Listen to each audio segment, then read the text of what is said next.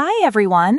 In this video, we're going to learn how to migrate your Wix blog to Grigora Blog. First, go to your Wix dashboard.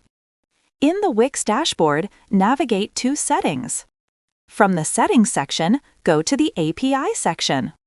Create a new API key, give it a name, and set all permissions. Once it is generated, make sure to copy it along with your account ID.